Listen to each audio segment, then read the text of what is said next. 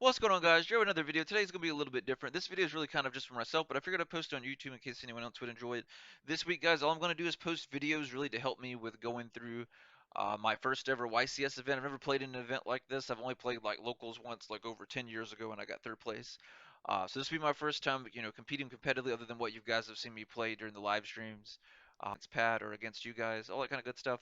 So that's what we're going to be doing. So this video is kind of more for myself, but I figured I'd share it with you guys. We're going to be going through and breaking down all the rogue and meta decks that I expect to be in the tournament, and really just make sure I really fully understand them, and make sure we can, really how to attack them start to finish.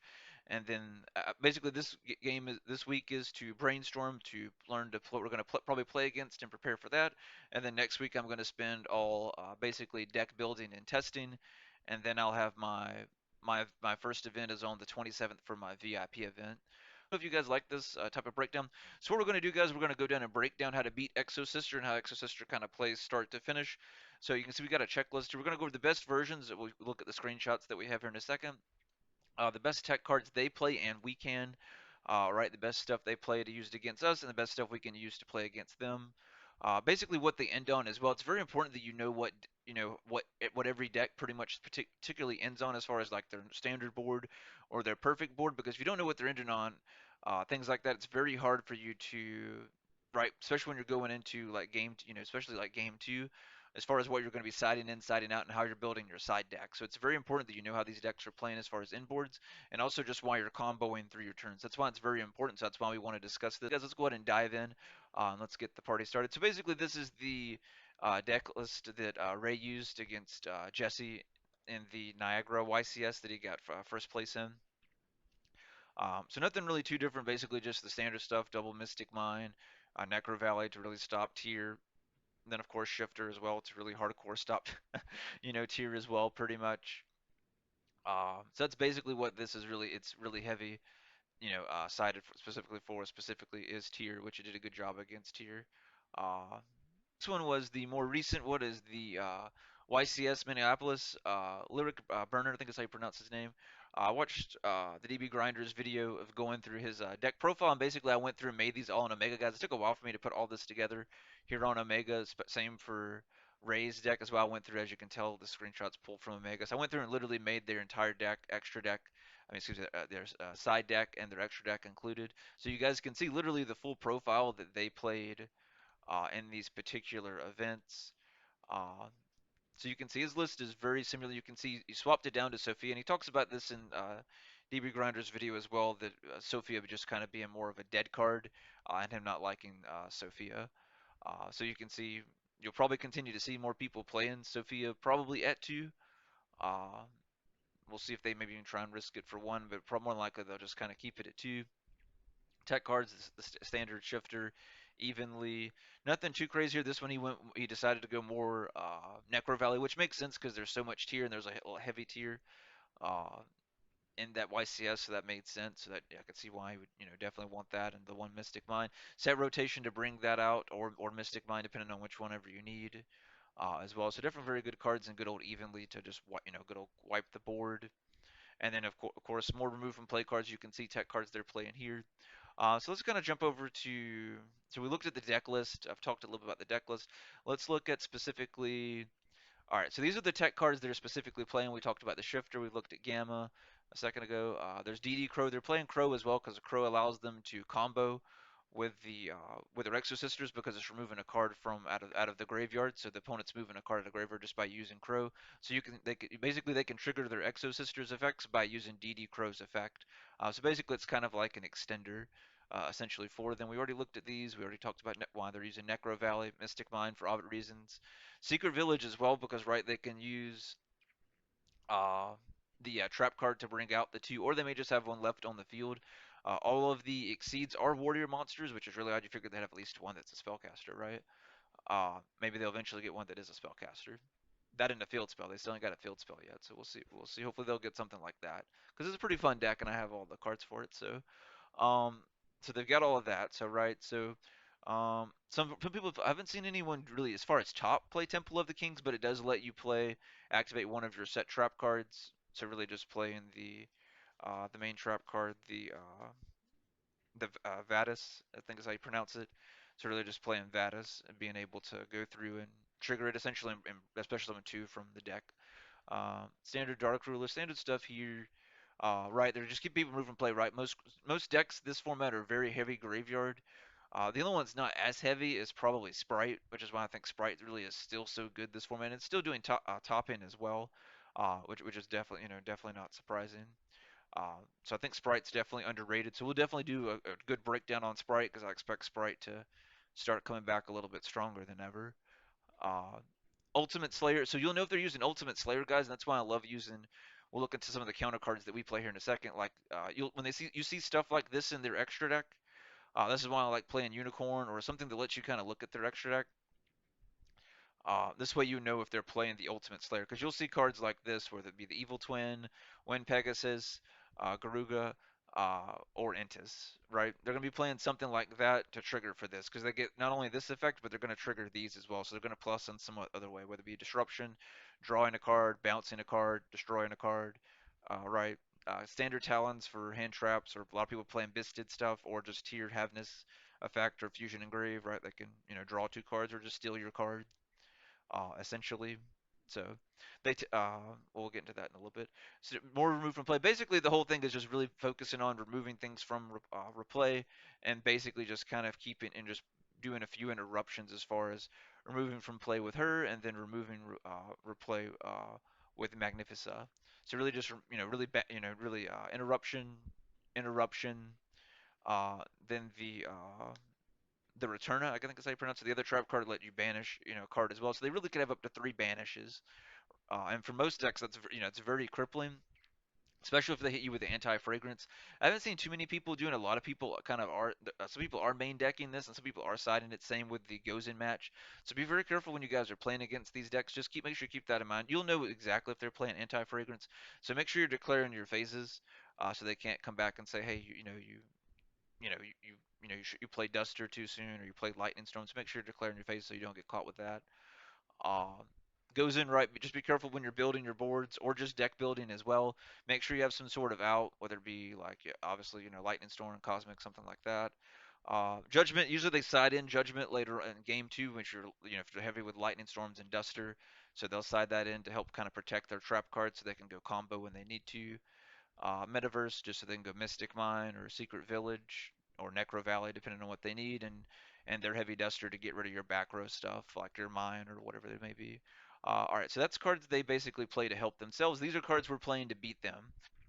So we've got Evenly Matched, Imperm, Effect Veiler, right? A lot of these are going to be using to, pretty much stop her, whether on your, basically, when they're trying to grab the Vadis, um, from deck to hand, things like that. You'll go ahead and kind of stop that. Or if you want to be patient because you don't know if maybe they already hard drew it for turn, so maybe they did. Uh, so maybe you want to save it for your turn to make sure they just don't banish your card. Is maybe more what you're concerned with. So maybe you save the Imperm or Velo, depending on your hand and your particular deck. Right, you may save one of them. Mystic Mine for obvious reasons, right? Just completely shut them down. Dark Ruler, right? Same thing. Break. Ooh. So right, we got the basically just the standard break the board stuff. Uh, I love the flipping face down. It really helps out, especially if you're like me, if you're playing Scareclaw or something that is good with cards in defense. Other than it just baiting out their negates, with Scareclaw works better because I have cards that work off them being in defense. Plus Lightning Storm, if you're playing Lightning Storm, this goes to advantage because if you have nothing on your board, this flips everything face down, so you could flip all your cards face down and then Lightning Storm them. So I love these combos together. So this way, if you're mid-game, right, and Lightning Storm's been sitting in your hand a few turns, you draw into Book of the Eclipse for turn, right? You just go Book of the Eclipse. They don't have anything to negate it, right? Flip everything face down, Lightning Storm, get rid of their back row. Then flip everything back up, attack, go game, right? Or Duster, same thing. Get rid of their back row. This is a very back row heavy deck with all of the trap cards they're playing, like that we just looked at, all the stun stuff they're playing. Same thing for Cosmic. The Ultimate Slayer is very good in this matchup, right? Because they can't activate any of their effects, so they can't go Malikas or they can't go Magnifica. So either one of them, they're good. They're basically gone. Talons to steal their card or draw two cards, whichever you're kind of needing. Maybe you're needing extender, so you steal their card would make sense. Maybe link it off or something like that, or attack them with, because she can attack twice, whatever the case may be. Alpha, I like Alpha because Alpha can bounce. You can, bait out one of the negates, so they're forced to go ahead and remove him from play, then to go into another play. So that's kind of always a good play to do, just to bait it out, because they're forced to remove alpha from play because alpha's going to bounce it, so they're forced to negate it. So I always love that. Same thing with the Chartreuse Law combo. I love Unicorn. You guys hear me talk about Unicorn a lot on the channel. This lets me see the extra deck, and it's very important, especially with this matchup here, with all the, pretty much all of the decks at this point. And that's why I love playing Unicorn in pretty much all the decks. Whatever deck I'm playing, I'm going to be playing some sort of Chartreuse Law package in it, definitely. Um, but this just lets you see it, right? So if we know they're not playing any links that they can go into. Most of these aren't. One of them did have the Light Charmer and the Daybreaker. But other than that, most of them aren't playing links, guys, or at least links that can be summoned other than links to be sent, like the evil twin Sunny for the Ultimate Slayer. Other than that, they're not usually playing anything. So like Contact C is very good against this deck. So maybe something you want to be interested in siding. It is a little bit good against tier, depending on in other decks as well, depending on what they have cited in their extra deck, and that's what's good because this helps gives you the knowledge of that by looking at it, and then this way when you go into write your game too, if you want, you make the decision if you want to side these in or not if you've already got these like in your side deck and put them in the main deck. The kaiju is always good. You definitely should have at least some sort of kaiju or lava golem or sphere mode. You could use different ones depending on which ones. I just kind of put the kaiju, but you guys can use anything that would kind of fill the zone. The wind kaiju to me is still the best one to use. Um, unless you want to go lava golem, depending on your deck, maybe you can use special summon a lot, so you can afford just to go lava golem and spam everything on from your hand or and or deck or graveyard, however your deck plays. And of course, barrier shut it down. And another one, I did this one today against one of tier players, and he just straight up basically lost because he only had one copy of each, and that's really good against this deck too. The downside is pretty much everyone's playing Malicus at 3, so it's really hard. So like if you were to trigger him, like if you're playing a very Earth-based deck, like me playing Scareclaw for a second, for example. So right, you guys could get rid of, like if I had to banish 3 cards out of here, what I would do is definitely hit one of the Malicus, hit one of them because they're always going to play this at 2, so that gets rid of one of them.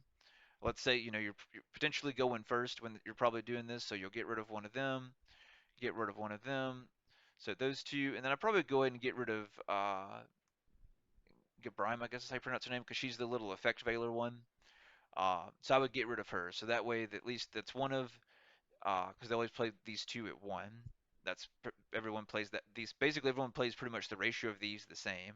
So any deck that you're playing against Exosister, pretty much all these are going to be guaranteed to the same ratio. I guess so I figured what we would do. I was going to do different with the cards, but I figured I'd just go through and play my replay here because I more than likely will play Scareclaw. So I ended up going first against a Exosister earlier today. So this is basically my plays and my decisions. I won both games, first and second game, even under Shifter. We're still going to go through and destroy him. So I figured I'd have this where I could watch this back. Like I said, I'll probably end up playing this deck anyways. This way I can see my decisions of how I played against the deck going first. And that's not bad, right? We got main combo, which this is good, very good against the deck. He did hit. He drew the God Hand against us too. So I love this as well, which is why I decided to put it in the video because he drew the God Hand for his deck to play against us. Look at this. Like, let's just stop and observe what he's done so far, right? He's got Necro Valley on us. He's played Shifter. We're under Shifter Necro Valley. We got Dustard. He played Prosperity and he played Dark Ruler. This man couldn't have drawn a better hand to save his life. Uh so that's why I decided to put this in the video, guys. Hope you. I was just gonna do like a combo tutorial and stuff like that with the cards. So he's gonna go Malicus, pull Pax here. He's already banished. Go Pax. He's gonna pull Martha. Special summon Martha. Go Martha effect. So bring them out. All right. So this one's the one we can't do cards in the grid, which is fine. He's gonna. She's gonna. Martha's gonna be banished because he's under Shifter as well. So he can do 2 attacks, which is fine. We take no battle damage because of Dark Ruler, so he just attacks the once. I have full hand still. This is why I held back. So I'm like, I'll go Dark Ruler here. We'll go Fenrir effect. He messed up and went his effect. Maybe a little click happy. So I banished that easily, and then I just go combo from here. Which we were going to be fine regardless, because obviously, right, I was just going to do that. I was just going to bounce it. Uh, we had game either way. I ended up just destroying it with the field spell, so we're going to pop it here in a second, and then I'm just going to basically finish him from here. We'll go into game 2 here in a second. And then you guys can see we banished those. And then I just go try hard here and then just go boom. So he played Dark Ruler, he gets another turn, so I don't bother fake attack. And so he's got to send 3 more cards to get him something. All he got was the trap cards. All he could get him was an Imperm. If I recall, I think he gets rid of Tryhard again, but I think that's all he could do. Because at this point he's used so much of the resources. Oh no, that's right, he couldn't because I stopped him with Fenrir. He would have gotten rid of that, but I had the Fenrir to protect. And this is why I love playing them, because the Chartreuse Law package, because they're so good at interruptions. And that's essentially why we won this one. So we'll go back to check the field. So this is basically what we played in the moves that we went through. I'll definitely enjoy watching this one back later on in the video. But we were able to go through and just destroy them, guys. He did nothing, nothing against us. He used literally every card, and he drew the God Hand and still lost. So that's a lot to say. I used to kind of struggle with this matchup, uh, but we just I've been doing really good against it here, recently ever since the other stuff come out. I think this is game two. Yeah, this is game two. So this is game two. I've cited in the contact seal. If you watched the other part of the video, that's what I specifically mentioned we could side in. So I cited in the contact sea. I can't remember what I took out. Fortunately, we couldn't see that part because that part was recorded. So he drew again the God Hand, the Purdue God Hand again. I go contact see here. He can't do anything. He has no plays. It's like I mentioned before, guys. Most of them don't play link monsters to link off. So I'll do if you guys would like, I'll do an updated Exosister profile and post it as well. What I would play, but for whoever's playing Exosister, you have to play a link monster. You cannot afford to get hit by contact C or something like this that's locking you out. Especially it's contact C. So I'm playing it. Hopefully, I mean, hopefully no one thinks about it. I'm gonna keep it sided probably in my side deck with whatever I play with because I still think it's so good for decks like decks against this because most people aren't siding stuff like that. And then yet again, I'm getting rid of with stuff like Unicorn. Uh, so yeah. So we'll go Ogre here. I went Ogre here because I had a feeling he had the Vadis, so he was going to go through, do that, or the other trap to go through and basically remove us from play, because you can still banish.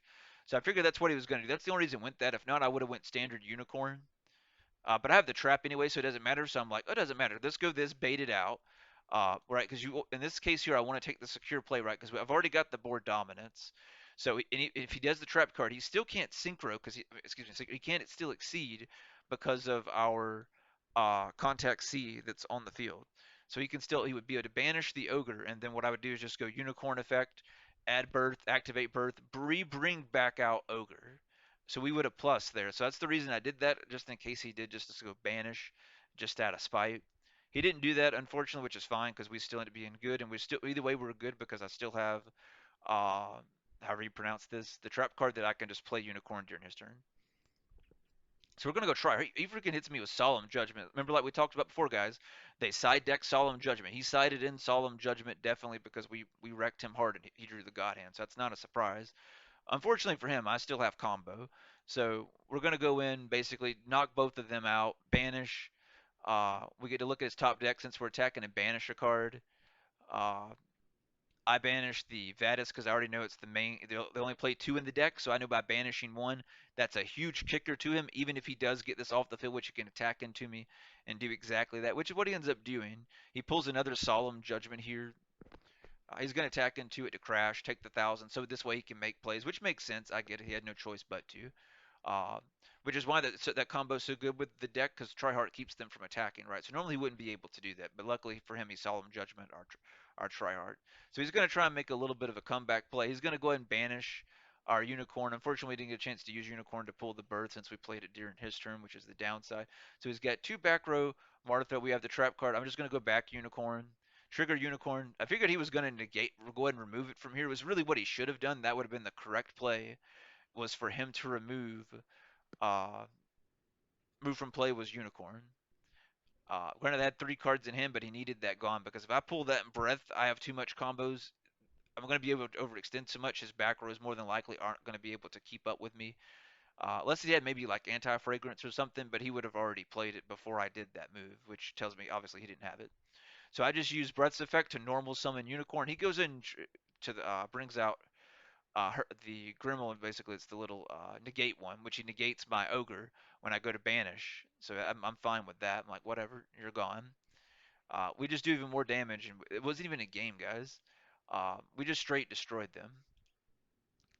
Uh, oh, that's right. I banished his Raigeki as well too. So we hit Zeus. We banished a lot of good cards. Like we do so well against this matchup. the way that I've got the new Scareclaw deck. I'm still working on a few minor things, but this is basically it, guys. Hopefully, this guys let you see kind of really how they basically how they play. You could stop the, if you go back and stop the video, I probably will basically to see and slow down really just particularly what they're doing. And sometimes I'll probably go back and watch this video to see what I'm doing. But I hope you guys enjoyed the video. I think I'll do it like this. It'll be easier than me doing it with the cards itself. And hopefully the video is not too long. But let me know if you guys enjoyed this. I'm going to do a few more of these videos and hopefully they'll help out. But I'll see you guys in the next video. You guys have a good night. Take care, and I'll see you in the next one. Thanks for watching.